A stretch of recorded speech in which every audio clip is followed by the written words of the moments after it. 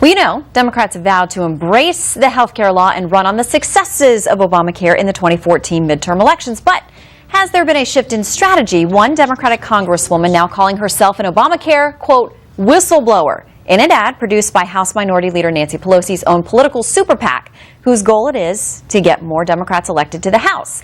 Fox News digital politics editor and host of Power Play Live, Chris Steyerwalt, joins us now for some analysis. Good to see you, Chris. Good to see you. All right, so can they do both these things? Can they say we're running on the successes of it, but we are also whistleblowers about the bad parts? No, but you got to do something. I mean, it's not like they can just not have an election this year. They've got to run, so they're looking for a way to do it.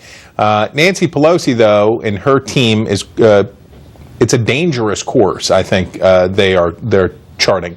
If you invite people to think about how bad Obamacare's rollout has been, how unpopular the law has been, it is a pretty stunning assertion to believe that you could say, we are the party of Obamacare. Obamacare is the most important thing that, or the most significant thing that the Democratic Party has done in 3 generations.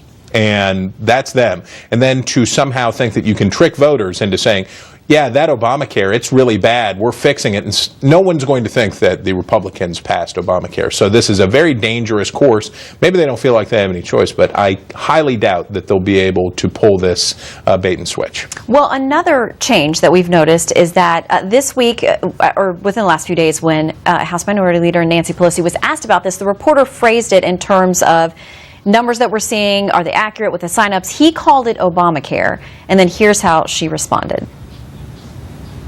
First of all, it's called the Affordable Care Act.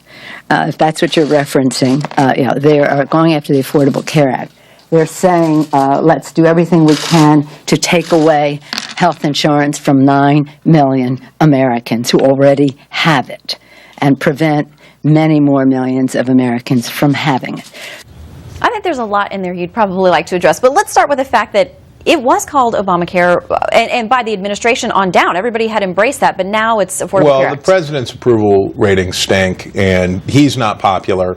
The law is not popular. For Democrats who would like to preserve the entitlement, they're going to try to take his name off the door. At some point, the firm of Obamacare and Company is going to get changed, and the Democrats hope to remake it as the Affordable Care Act so that it doesn't have sort of the odor of Obamacare around it. But the other more important thing that she did there was she deceived. She didn't tell the truth about how many people have signed up for the law.